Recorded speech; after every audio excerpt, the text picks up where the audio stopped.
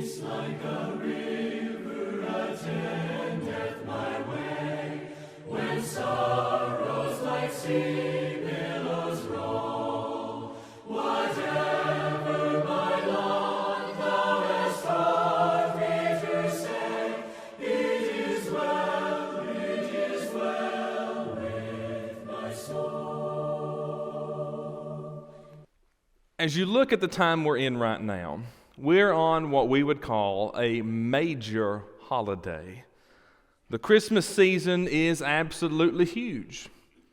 It's huge in several aspects. Number one, the country travels a lot more in the Christmas season. We had some visitors this morning. We travel, we visit, we go to places we're normally not at. The country buys a lot of more things on the Christmas season. You remember Black Friday right after Thanksgiving? If you think people are not buying a lot more right now, you need to go shopping on Black Friday and just people watch. We went people watching in Knoxville. There were a lot of people out. They were getting those Christmas deals. It was time. But you know, the Christmas season falls number 2 in one other category. And it may not be one that you think of. And I'll tell you about it in just a moment, because I want to introduce something else. There's an image on our screen, and you can see what it is. It's a Bible. I believe everyone in this room believes that is the ultimate authority on all subject matters in which we study. And the one in which we're going to study tonight seems to be a very vague issue. But when we look at the grand scheme of everything that happens with this topic, we're going to find the Bible actually has a lot to say about it.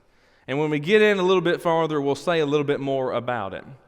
Now let's get back to the number 2 thing this season is great at.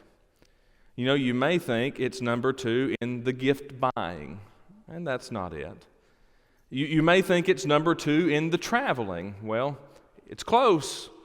You may think it's number 2 on mending family relationships and family visiting. It's not that one either. The Christmas season, behind a very close holiday, the New Year's holiday, Christmas is right behind it in the sale of alcohol in this country. I didn't know that up until recently.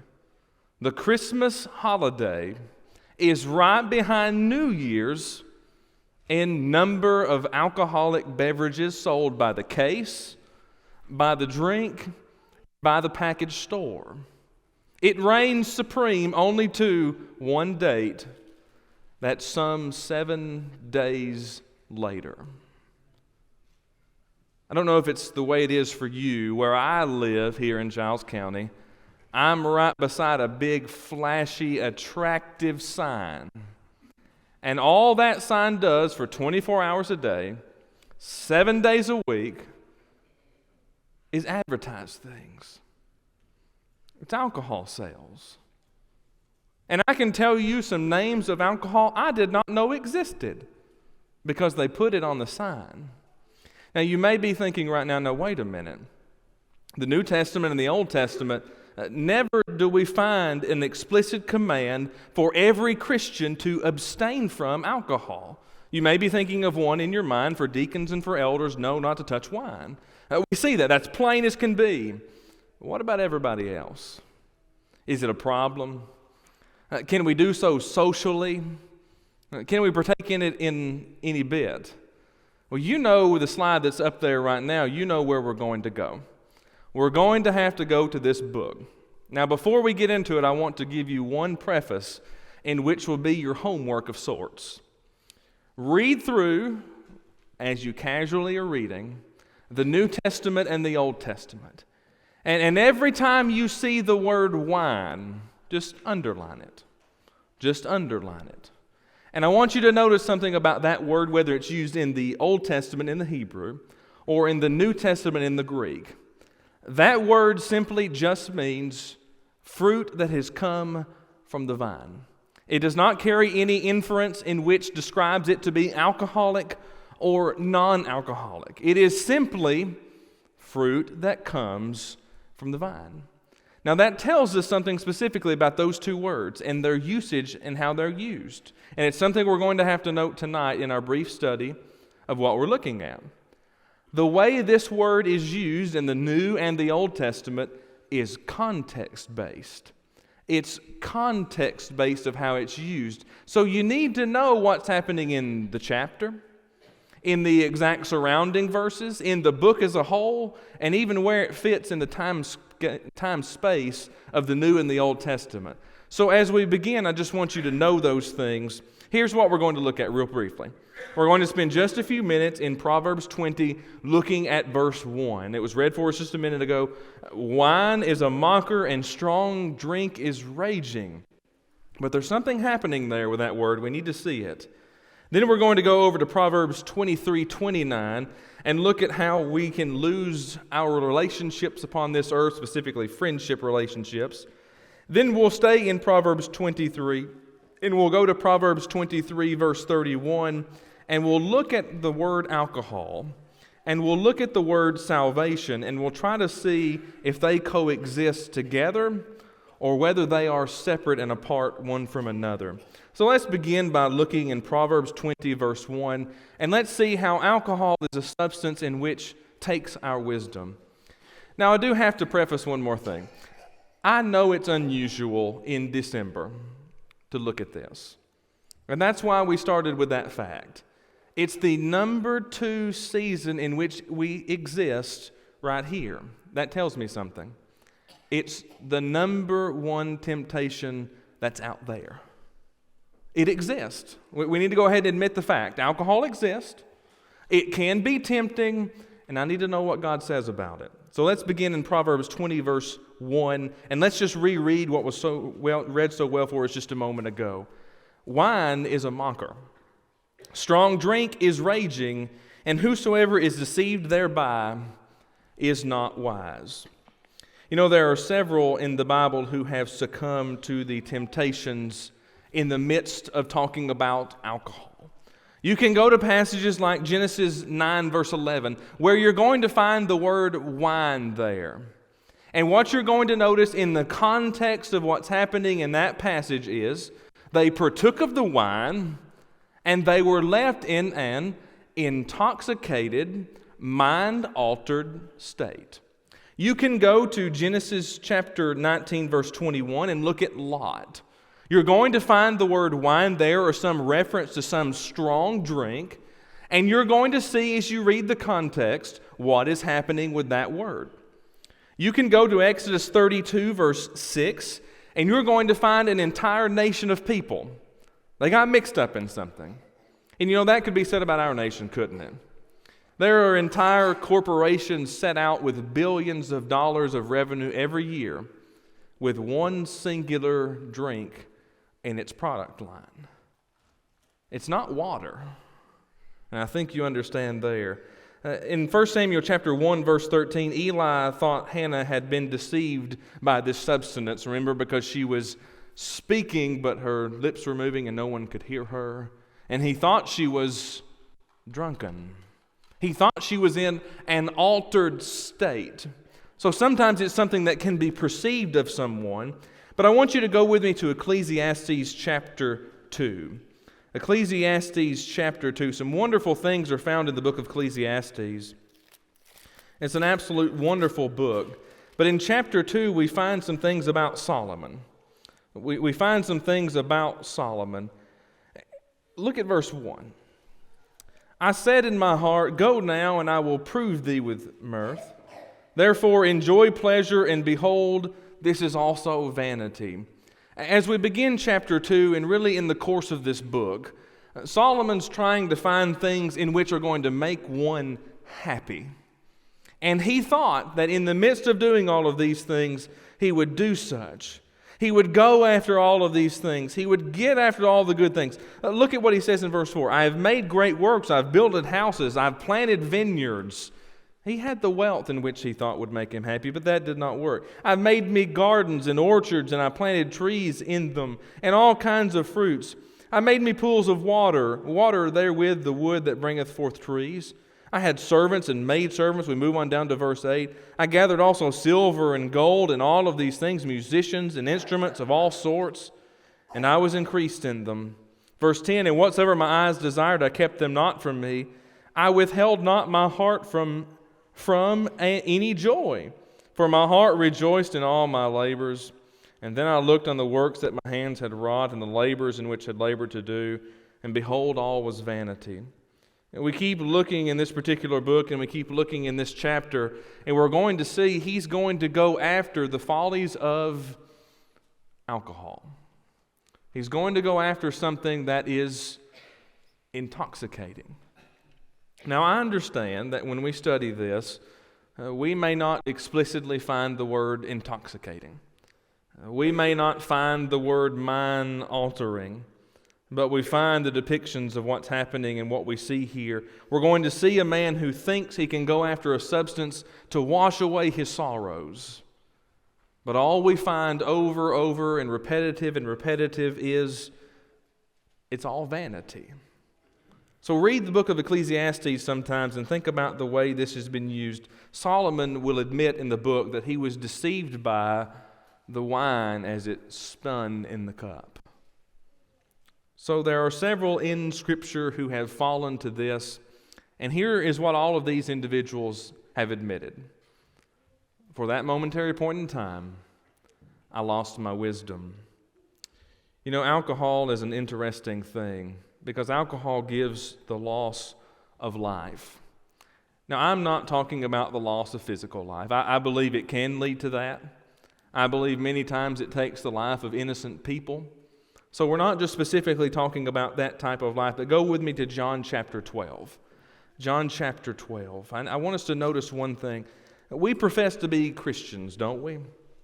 That means we want to walk the way God would have us to walk.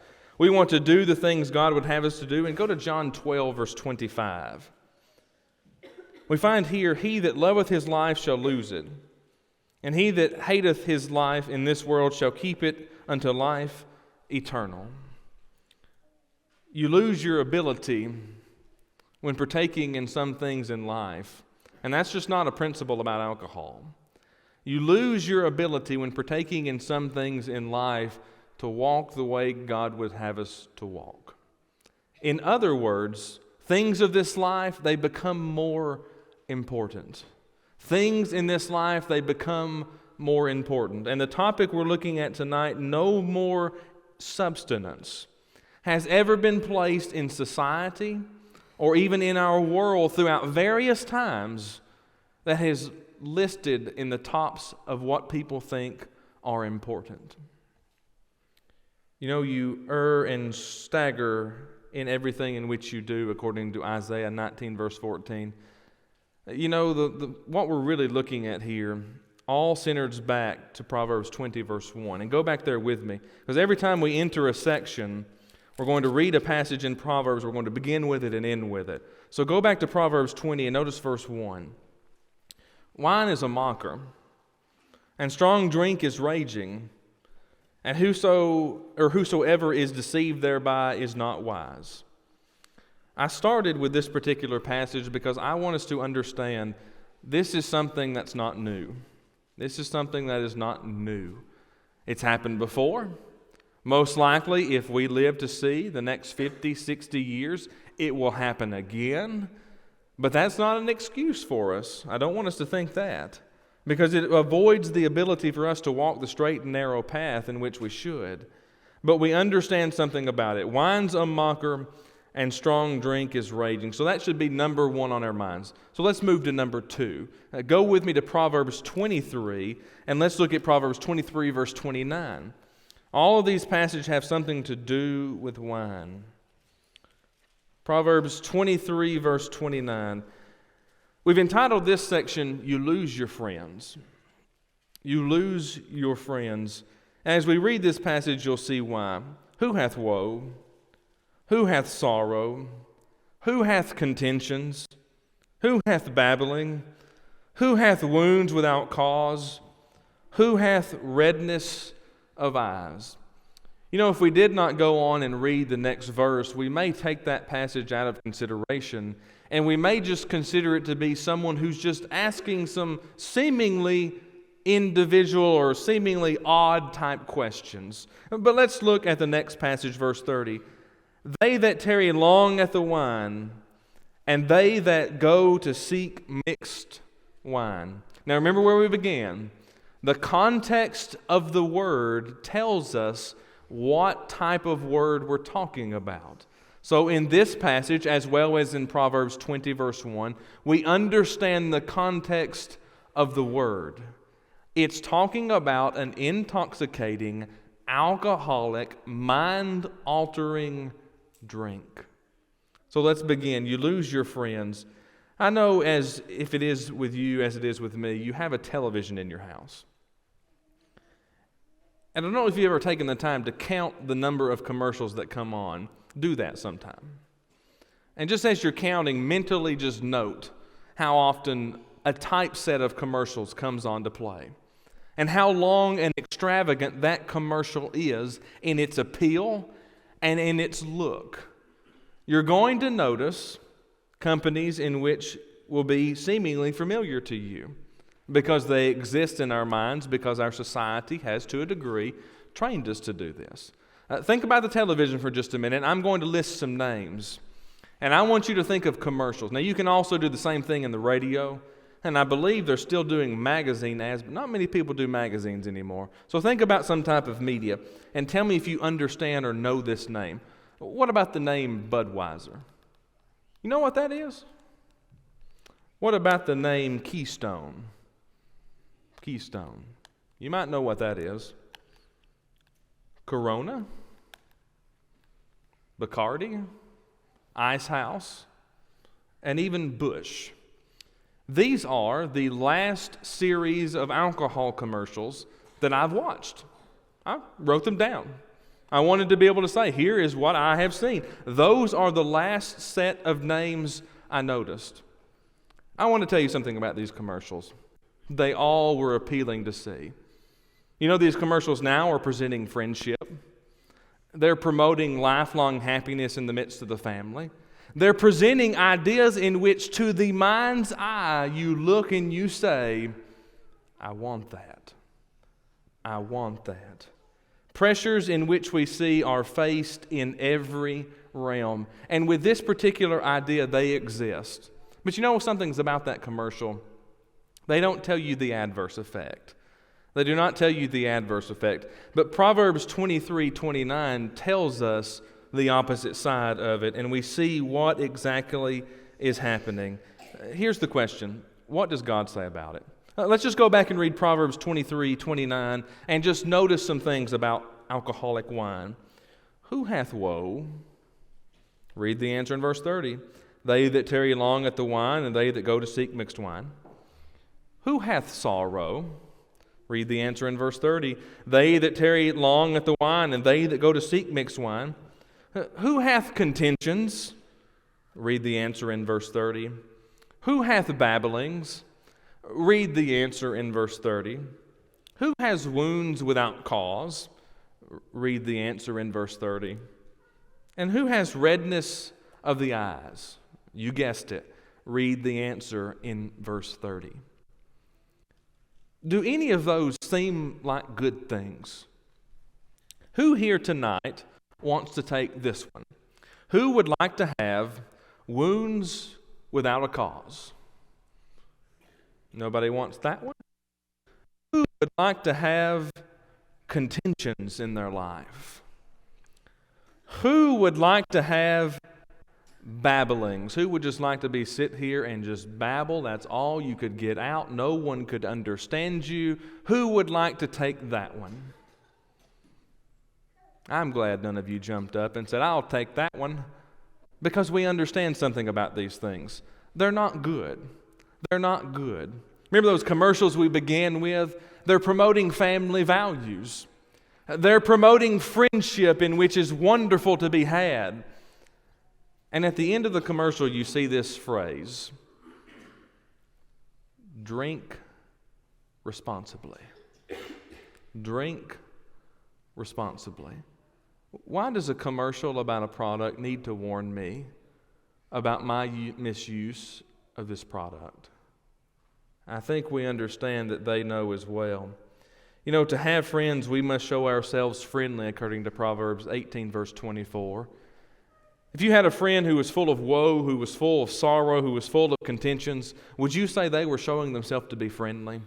And I know we're making some draws on this at this time, but think about it. Would that be showing ourselves to be friendly? You know, a true friend, according to Proverbs 17:17, loves at all times. And what it means there in Proverbs 17:17, the true friend is willing to put someone else before themselves. Is willing to put someone else before themselves. Someone who is filled with woe. Someone who is filled with sorrow.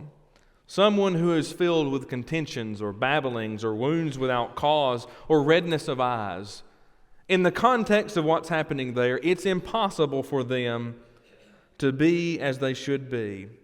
You know, God told us in 1 Corinthians 15, verse 53, the importance of picking and choosing our friendships wisely in this earth. Now, it can be the case that we know individuals that partake of such nature as we're talking about tonight. And when we think about the friendships that exist, how easy is it for our friends to say, just have one? Or, come on, it's not going to hurt you.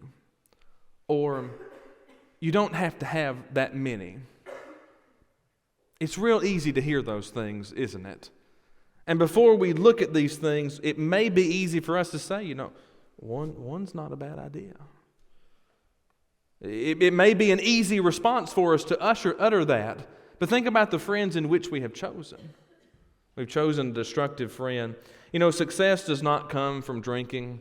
Solomon proved that in Ezekiel, the entire book. But there are other people in which prove this to us specifically.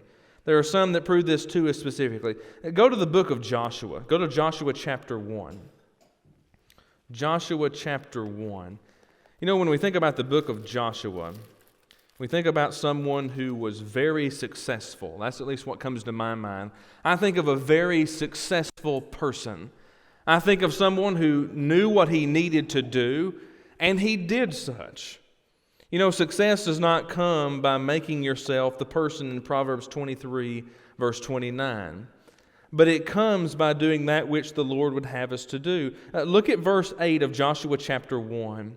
The book of the law shall not depart out of thy mouth, but thou shalt meditate therein day and night, and thou mayest observe to do accordingly to all that is written therein, for them that shalt make the way prosperous, and then thou shalt have good success. The book of Joshua is about someone and a group of people who had success. And we're going to understand that really clearly if we move down to the end of the book. Go to Joshua 24. Joshua 24. And I know you know this is a very familiar passage. This is a very familiar passage in Joshua 24 because we understand some things. But look at Joshua 24, verse 15. It's in the context of something that's very, very familiar because Joshua is going to proclaim some things to these people. But we find here, and if it seem evil to you to serve the Lord. Let's take a pause for just a minute. Why would Joshua have to state that? Why would Joshua have to state, does it seem evil for you to serve the Lord? Well, when we look at the book of Joshua in the context that exists, we have a group of people who were God's people. But they had a problem. They let the world that was around them influence them to be just like the world. And Joshua is having to stand, if you think that it's evil to serve the Lord, and if any group of people knew who the Lord was, it was these people. Go through the book of Joshua sometimes and look at all of the magnificent things that happened because of the Lord. Not because of Joshua, not because of the people of God. Look and see of all the things that happened because of the Lord. If it seem evil unto you to serve the Lord, choose you this day whom you will serve. Whether the gods of your fathers serve that were on the other side of the flood, or the gods of the Amorites, in whom land you dwell, but as for me and my house, we will serve the Lord. You know, we've made it to a point where I think we can aptly say that alcohol in its rights is not something the Christian should be partaking in. Number one, because God has stated the after effects of it. And number two, because God has stated in the midst of what He's talking about, this is not for my people. But number three, I think everyone in this room would want to be a successful person. And if we're going to choose the world, we've made that mistake. And that's the same decision in which needs to be made. And it's really one that happens as it's depicted here in verse 15. They needed to go ahead and decide, this is what we're going to do. Here is what we're going to say. Here is where we're going to be. And with this topic we're looking at tonight, the same thing needs to be decided. What are we going to do? When we go to the restaurant and they ask us what we want to drink, what choices do we have? Well, they're limitless. They're limitless. When they start telling you of all the selections of imports and things in which they have, what are you going to say? Well, that sounds okay. Or are you going to politely decline? You see, the same thing with the people of God here in Joshua 24. They needed to decide where they stood, and they needed to decide it right then and right there. And I've chose to hit this right here because I want us to see it's the same thing for us. When we think about 1 Samuel chapter 17 with Joshua, or with David, he chose to serve God. It wasn't a question. So when it came time for him to serve God, it was decided. This is what I'm going to be. This is who I'm going to serve. This is what I'm going to do. And when the time came, he did it. You look at passages like Ephesians chapter 6, verse 11. This is how we can be successful in living the Christian life. And here is one topic in which will always come up in the world in which we live. Go to the store. Tell me if it's there. Go to the gas station. Tell me if it's there. Go to a restaurant. Tell me if it's there. It's everywhere. But what are you going to decide about it? What are you going to do in the midst of the conversation? How are you going to react? So let's go back to the book of Proverbs. The book of Proverbs, and go back to Proverbs 23. Because we want to reread where we began in this section just to get the emphasis of what's happening here in the chapter with verse 29 and verse 30.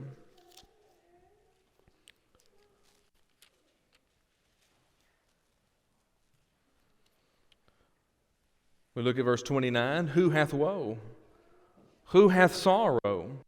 Who hath contentions? Who hath babbling? Who hath wounds without cause? Who hath redness of the eyes? And we read the answer in verse 30. They that tarry long at the wine, and they that go to seek mixed wine.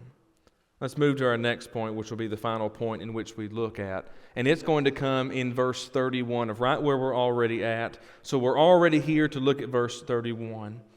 Look not thou upon the wine when it is red, and when it giveth its color in the cup, when it moveth itself aright.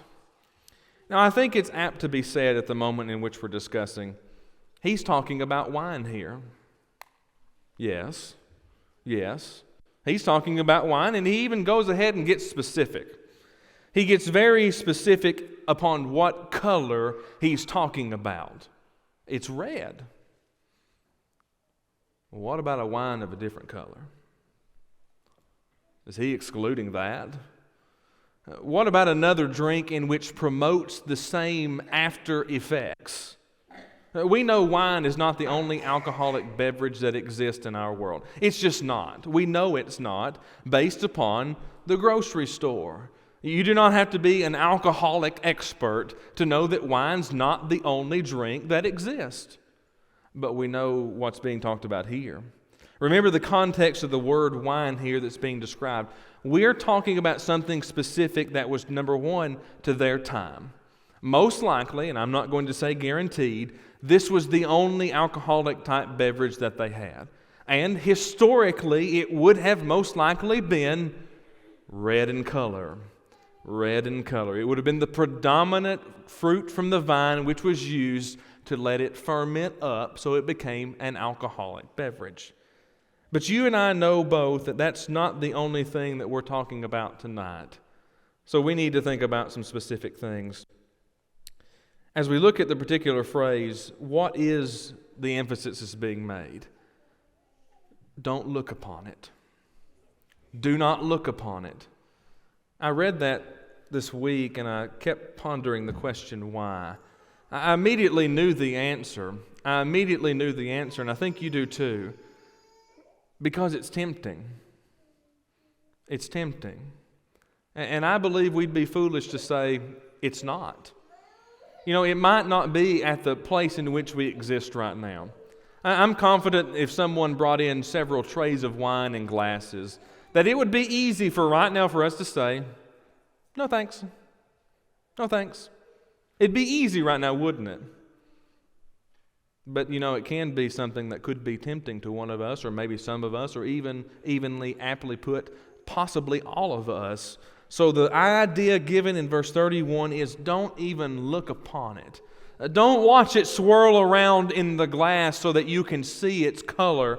Don't look about how it's doing what it does when you know exactly what it is.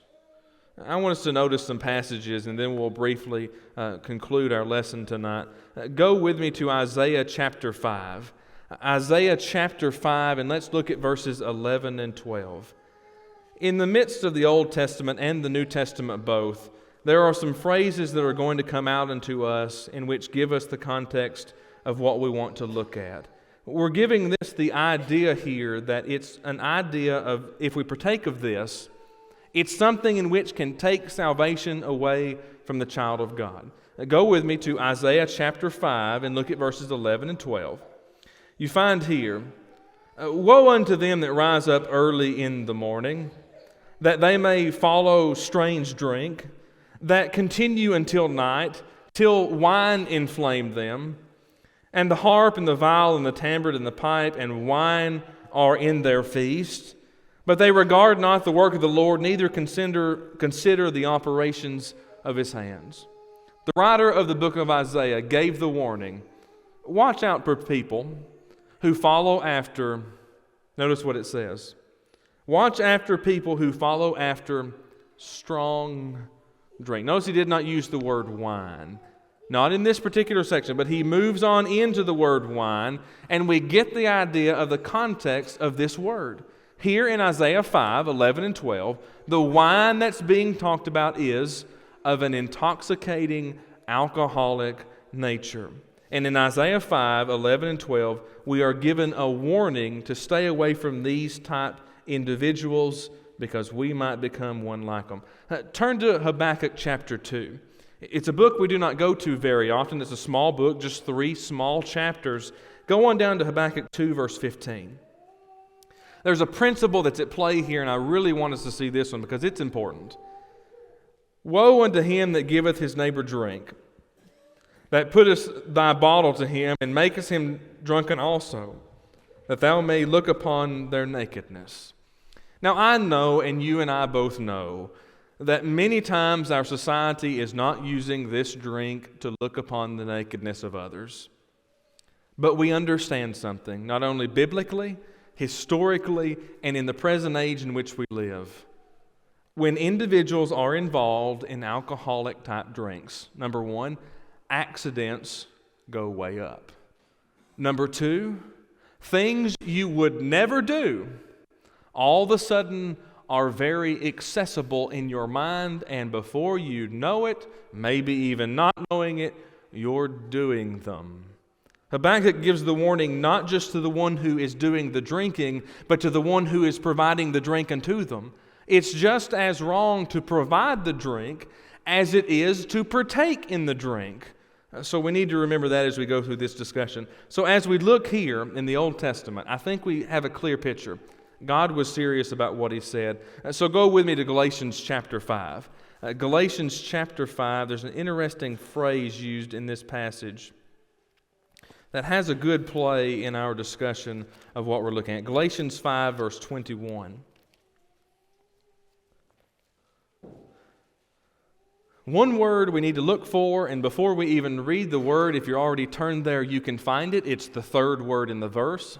There are 2 words before it, 2 commas before it. You look at the verse, envyings, murderers, drunkenness. Why does the New Testament put an emphasis on this? And why is it putting the emphasis on the word drunkenness? If you move back to verse 21, you're going to find, or verse 19, now the works of the flesh are manifest. These are things that are sinful to do, that are done in the fleshly body. Notice the depiction of them.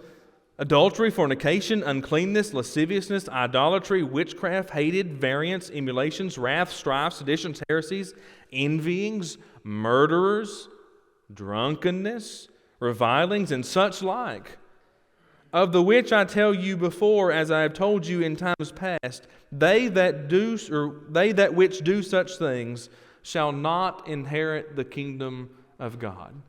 And that is why we have called this point from Proverbs 23:31 and Galatians 5:21 a salvation issue. A salvation issue. It is important for us to think about. You know, we need to think about in the consideration of what Christians are like in the kingdom of God. We are to be like, according to Matthew chapter 18, verse 3, little children. We are to be, 2 Timothy 2:3, soldiers. We are to be, Matthew chapter 5, verse 16, the salt of the earth. We are to be, as 1 Peter 2:9 depicts us, priests in the kingdom of God. And we are to be, in a word in which has become one of my favorite, in John chapter 10, verse 3, we are to be sheep. We are to be sheep. When we think about it, we're not called to anything else. I know you and I both understand that there are things that exist in our world that the Christian should not partake of. The one we're looking at tonight, even though this is a very brief overview of the subject, I wish we could spend more time on it, but as you and I both know, time is usually not on our side. But this is a subject that I believe is important. It's going to be important in the future, and it's already been important in the past. But this is a subject in which is wonderful because if I'm involved with it, I do not have to be involved with it any longer. If it's something in which is tempting unto me, I can place the safeguards in my life right now to avoid it. That's why I love topics like this. They're biblical topics. They're things we should not do, but they're things that will not destroy us if we do not let them. If you look at the screen before you, you'll see that Bible we began with. The Old Testament identifies alcohol as a mocker and a deceiver. It describes it as an addictive substance. It describes it as something as if a false teacher would encourage. And it describes it as a destruction nature or a destroyer of purity. I know there's no one here in this room that would like to destroy their lives tonight. But it may be the case that in some way this topic has touched your life. It may be that it's touching your life right now. And here's my encouraging words to you. Do not let it win. Do not let it win. Maybe the case tonight that you're not a child of God, and I encourage you, even when we're studying subjects like this, it has to do with salvation. And your salvation is the utmost important. If you need to become a child of God, I'd like to encourage you tonight to consider that. It's the greatest decision anyone can make, but at the same time, it's the hardest decision anyone can make. Because as you've noticed tonight, there are things we as Christians should not partake of. Even if our world says, yes, partake of. God says we should not. And it's a hard decision, and it's one we should take with all seriousness. Maybe the case tonight that you want to study about becoming a child of God. I can assure you there are people here that love to do that. I would, the elders would, and so many others that are knowledgeable would love to study with you about becoming a child of God. It's the best thing you could do. It could be the case tonight that you are a child of God and you just realize tonight your life's not right. It does not have to be tonight if you respond to the invitation because alcohol is a problem in your life. It could be any number of things, and you and I both know there are many things that touch the life of a child of God. So if you're a child of God tonight, is there anything you need to make right in your life? I believe this is one of my favorite times in the midst of a worship assembly because we have a chance, whether we're not children of God or we are children of God, to make our life right with the Lord. If you have a need, why don't you come as together we stand and sing. When peace like a river attends